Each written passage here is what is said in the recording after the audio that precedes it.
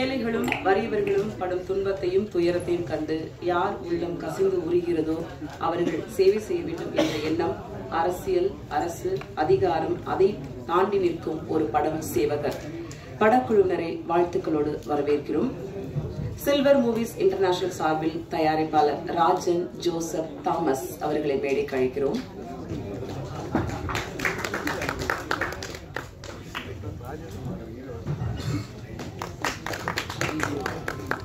விநியோகஸ்தர் சங்க தலைவர் சிறப்பு அழைப்பாளர் திரு கே ராஜன் அவர்களை மேடைக்கு அழைக்கிறோம்.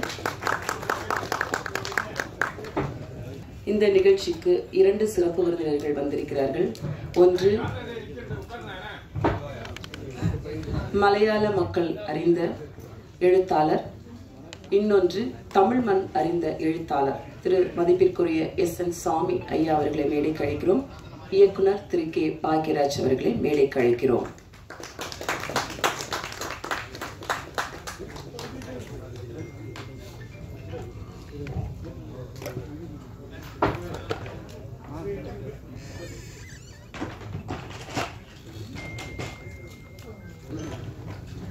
சிறப்பு விருந்தினராக வாழ்த்த வந்துள்ள இயக்குனர் மோகன் ஜி அவர்களை மேடைக்கு அழைக்கிறோம்.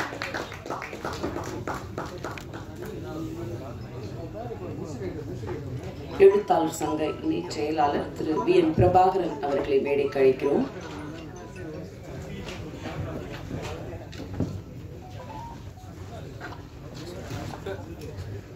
இயக்குனர் சந்தோஷ் கோபிநாத் அவர்களை மேடைக்கு அழைக்கிறோம். சேவகர் படத்தின் இயக்குனர்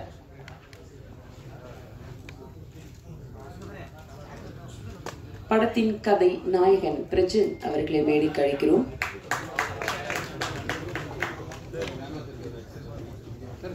முக்கிய கதாபாத்திரத்தை ஏற்றிருக்கும் நடிகர் இயக்குனர் போஸ் வெங்கட் அவர்களை மேடைக்கு அழைக்கிறோம். கதை நாயகி ஷானா அவர்களை மேடைக்கு அழைக்கிறோம்.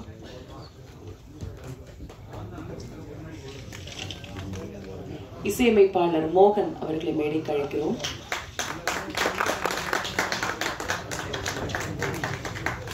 சிறிய படத்தையும் தன்னுடைய அறிவார்ந்த செயலால் பெரிய படமாக வெளியிடும் ஆக்ஷன் ரியாக்ஷன் ஜெனிஷ் அவர்களை மேடைக்கு அழைக்கிறோம்.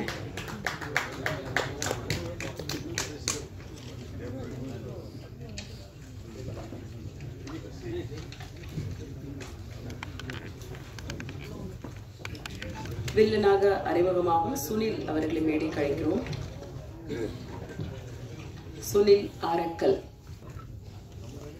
உறுதியான மனிதருக்கு தோல்வி என்று எதுவும் இல்லை, போகும் பாதையில் கற்றுக்கொள்ள பாடங்கள் மட்டுமே உள்ளன என்பது போல் சிறிய சிறிய முயற்சிகளில் கிடைக்கும் அனுபவங்கள் பெரிய வெற்றிக்கு வழிவகுக்கும். புதியவர்களுக்கும் புதிய படங்களுக்கும் எப்போதும் தன் நம்பிக்கையோடு கை கொடுக்கும் ஆக்ஷன் ரியாக்ஷன் வெளியீட்டாளர் ஜெனீஷ் அவர்களை வரவேற்புரை வழங்க அன்புடன் அழைக்கிறோம்.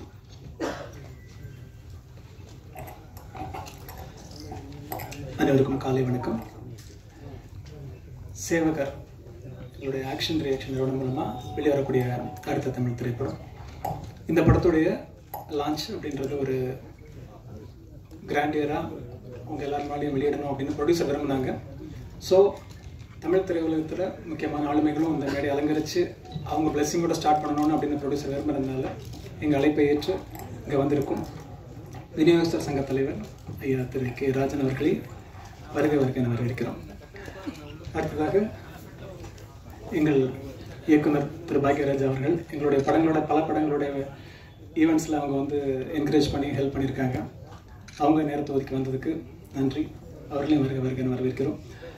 அடுத்ததாக திரு SN சாமி ஐயா அவர்கள், அவங்கள பற்றி எனக்கு ரொம்ப அதிகம் தெரியாது. ப்ரொடியூசர் சொல்லியிருந்தாங்க, மலையாள திரையுலகில் ஒரு பெரிய ஆளுமை, பல சாதனைகள் படைத்தவங்க, பெரிய பெரிய மம்முட்டி சார் வச்சு பல படங்கள் பண்ணாங்க. இப்படி நிறைய சாதனைகள் அவங்களும் வந்து பிளஸ் பண்ணது நிகழ்ச்சி. ஸோ உங்களையும் வருகை வரவேற்கிறோம். இயக்குனர் திரு பிரபாகர் சார் அவர்களை வந்து டப்பிங் சைடில் நான் நிறைய பார்த்துருக்கேன். போக்கிரியில் அவங்க டயலாக்கை பார்த்து நம்ம எல்லாருமே நிறைய கிளாப் பண்ணியிருப்போம், நிறைய விசில் அடிச்சிருப்போம். ஸோ அவங்க வந்து சிறப்பிச்சதும் மகிழ்ச்சி, வரவேற்கிறோம். இயக்குனர் திரு மோகன்ஜி அவர்கள் இன்னைக்கு எப்போவுமே ஒரு ட்ரெண்டில் இருக்கிற ஒரு இயக்குனர். நண்பர் பிரஜனுக்காக அவர் இந்த மேடையை அலங்கரிச்சிருக்காரு, அவரை வரவேற்கிறோம். தென் இதுக்கப்புறம் படத்துடைய டீம் இயக்குனர் அவர்கள் எப்போவுமே சிரிச்சுட்டு ரொம்ப ஆக்டிவாக எனர்ஜெட்டிக்காக இருக்கிற ஒரு பெரிய விஷயங்கள் சொன்னார். அதை நான் அவங்ககிட்ட பகிர்ந்துக்க விரும்புகிறேன். இந்த கதையை வந்து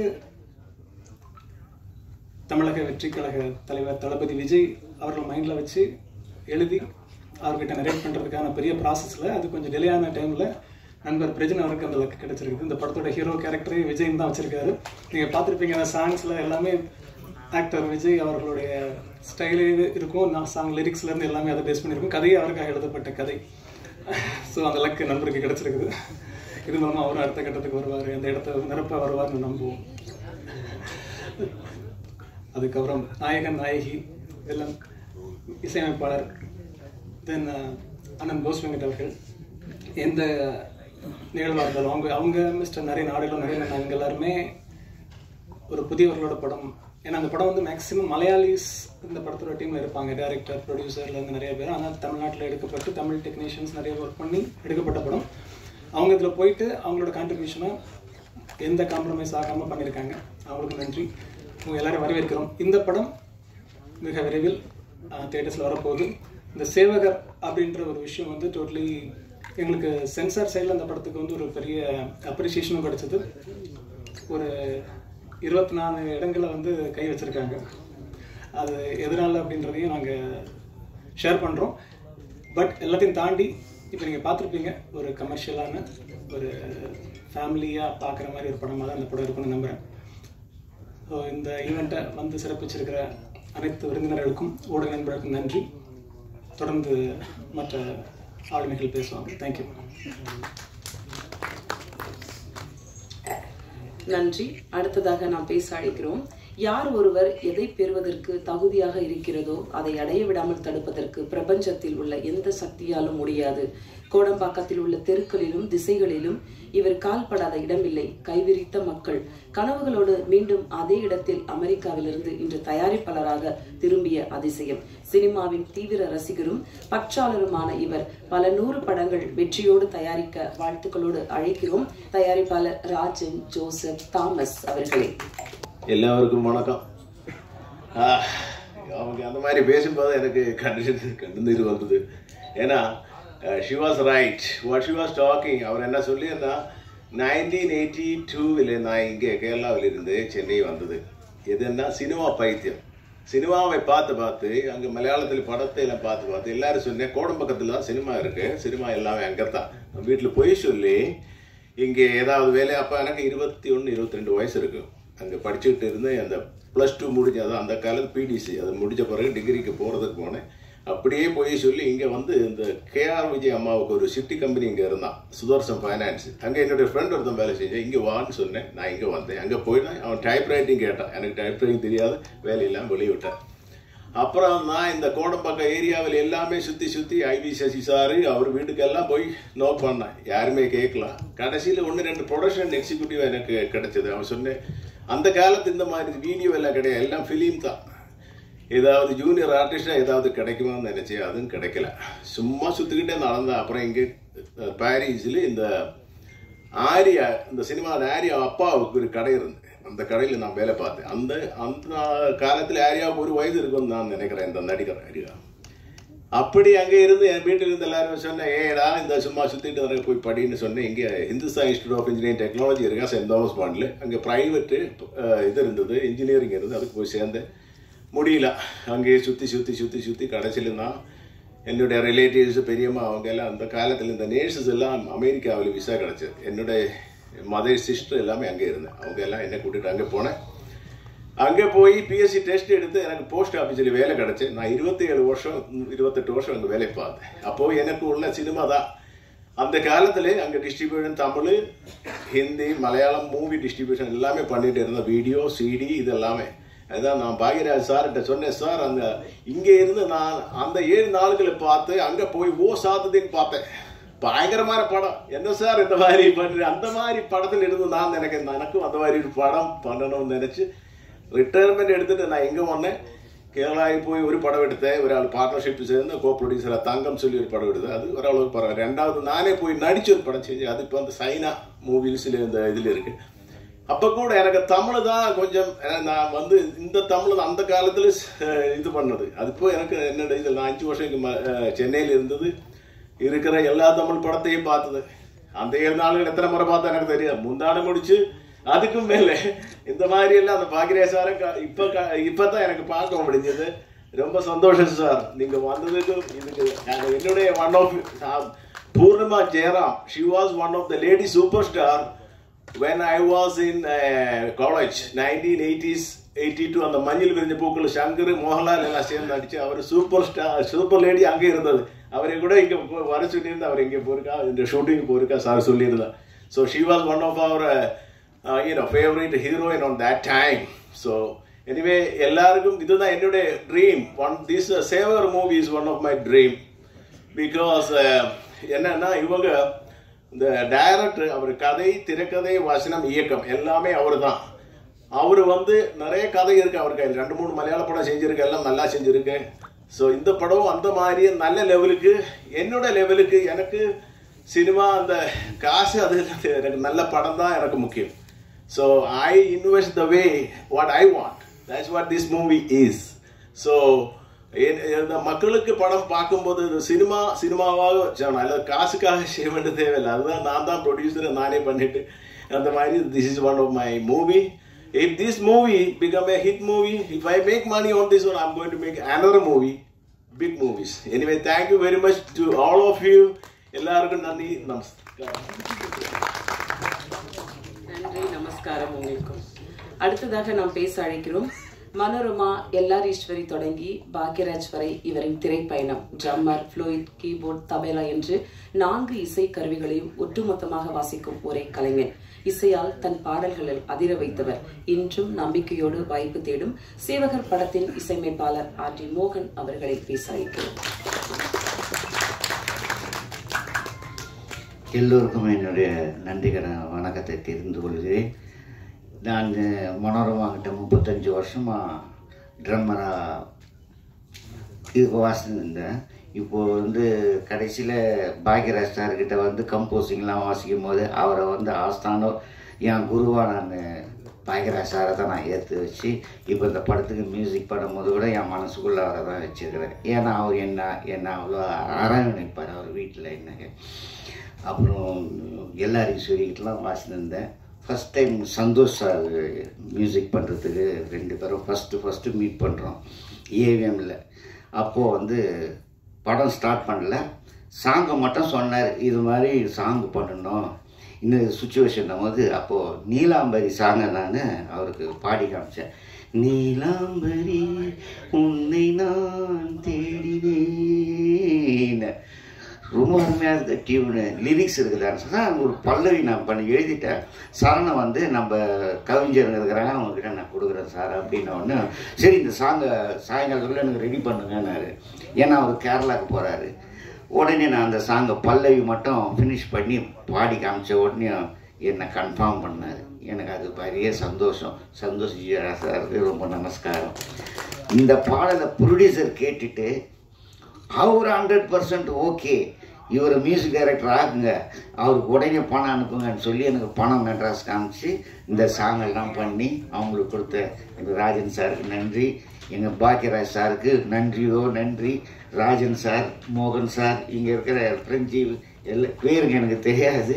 அதனால் எல்லாருக்கும் என்னுடைய மனமார்ந்த வணக்கத்தை தெரிவித்து கொண்டு விடைபெறுகிறேன். நன்றி, வணக்கம். சேவகர் படம் பொறுத்த வரைக்கும் நிறைய புதிய முகங்கள் அறிமுகப்படுத்தியுள்ளார் தயாரிப்பாளர் and இயக்குனர். பாடல் ஆசிரியர்களை அன்புடன் மேடை கழிக்கிறோம். ராஜேஷ், வேலன்ராஜ், அன்பழகன் ஒரு சில வார்த்தைகள் பேசுமாறு அன்புடன் அழைக்கிறோம். லைட் இருக்கா? திரைத்துறையைச் சேர்ந்த அனைத்து நல்ல உள்ளங்களுக்கும் எனது நன்றி கலந்த வணக்கத்தை தெரிவித்துக் கொள்கிறேன். இந்த திரைப்படத்திற்கு எனக்கு வாய்ப்பளித்த மோகன் சார் அவர்களுக்கு மிகுந்த நன்றியை தெரிவித்துக் கொள்கிறேன். மேலும் இந்த படம் வெற்றி பெற வேண்டும் என வாழ்த்தி நன்றி கூறி விடைபெறுகிறேன். நன்றி, வணக்கம்.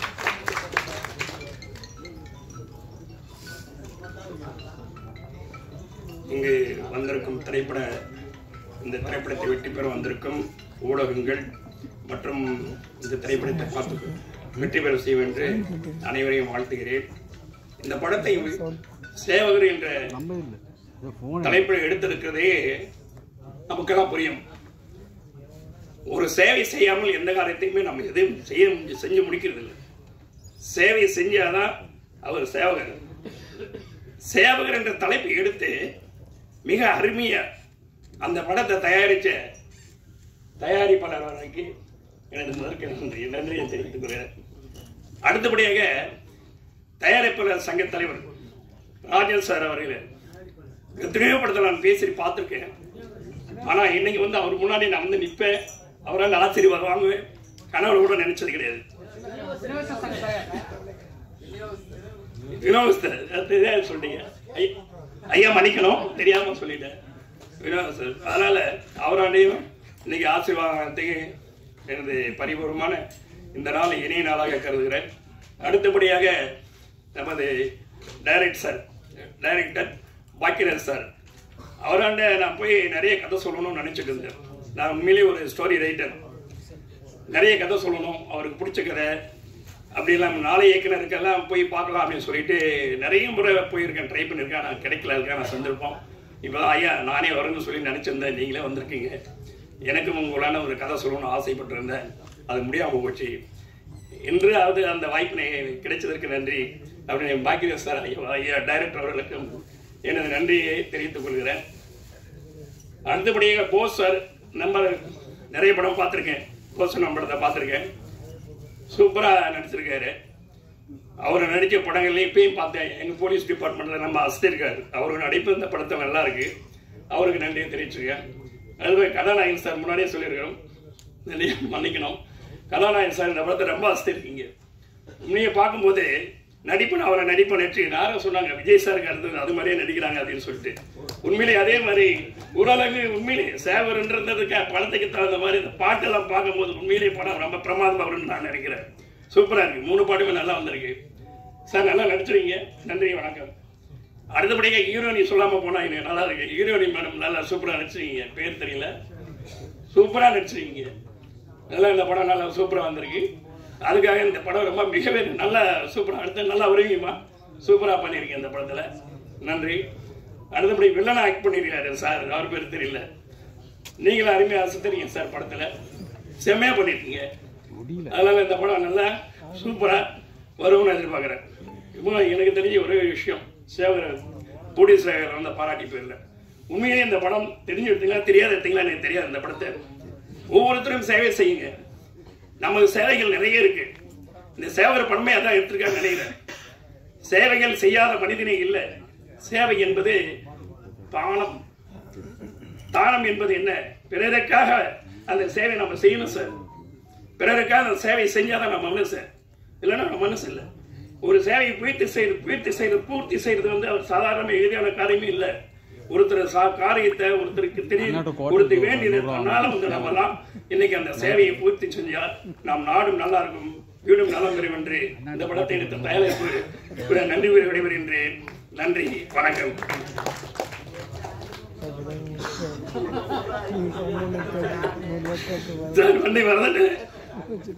நான் எத்தனையோ படிகள் ஏணிப்படிகள் நான் உள்ளத்தில் வச்சிருந்தேன். எத்தனையோ ஏணிப்படைகளை நான் என்னுடைய பாடல் எழுத வேண்டும் என்று நினைத்துக் கொண்டிருந்தேன். அந்த சமயத்துல ஒரு படியை ஏறலாமா போது அந்த படி ஏறும்போது அந்த படி ஒரு படி வச்சு அந்த படி தமிழ்நாடு உடைஞ்சிடும். அப்ப என் மனசு உடைஞ்சு போயிடும்.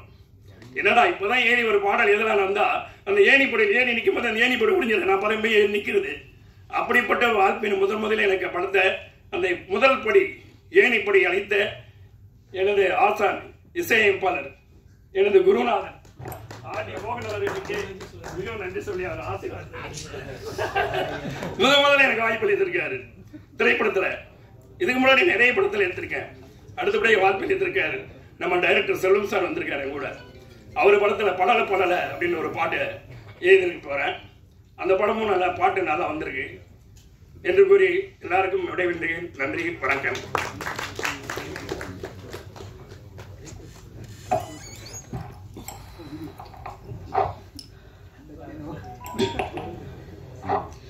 இங்கே இருக்கிற எல்லாருக்கும் வணக்கம். என் என் பேர் பாடலாசிரியர் ராஜேஷ் முருகன். நான் மேடையில் அதிகமாக பேசுனது கிடையாது, அதெல்லாம் ரொம்ப பதட்டப்படுறேன். நான் எல்லாருக்கும் தேங்க்ஸ் மட்டும் சொல்லிக்கிறேன். இந்த படத்தில் நான் எப்படி வந்தேன் அப்படின்னா, என் ஃப்ரெண்டு மூலமாக தான் வந்தேன். என் ஃப்ரெண்டு ஸ்கூல் ஃப்ரெண்டு, அவரோட அப்பா தான் இசையமைப்பாளர் ஆர்டி மோகன் அப்பா. ஃப்ரெண்ட் அறிமுகப்படுத்தும் போது சின்ன பையனாக இருக்கானே எப்படி இப்போ எழுதுவானான்லாம் யோசிக்காமல் என்னோடய வரிகளை பார்த்து உடனே வந்து பண்ணுப்பா அப்படின்னு சொல்லிட்டு வாய்ப்பு கொடுத்தாரு. அப்பாவுக்கு ஃபஸ்ட்டு ரொம்ப நன்றிங்கப்பா. அது மாதிரி என்னோடய வரிகள் எல்லோரும் ஏற்றுக்கிட்ட இந்த படத்தில் இந்த இடத்துல இருக்கிற இந்த படத்தில் இருந்து வெளியே இருக்கிற எல்லா டெக்னீஷியன்ஸ்க்கு, எல்லா ஆர்டிஸ்ட்க்கு எல்லாருக்குமே ரொம்ப நன்றி. பெருசாக எனக்கு பேச தெரியாது, ஸோ அதனால் இன்னொரு மேடையில் வேணும்னா பேச பழகிட்டு வந்து பேசுகிறேன். ரொம்ப நன்றி. கொஞ்சம் பதட்டமாக தப்பாக எடுத்துக்காதீங்க. நன்றி, வணக்கம்.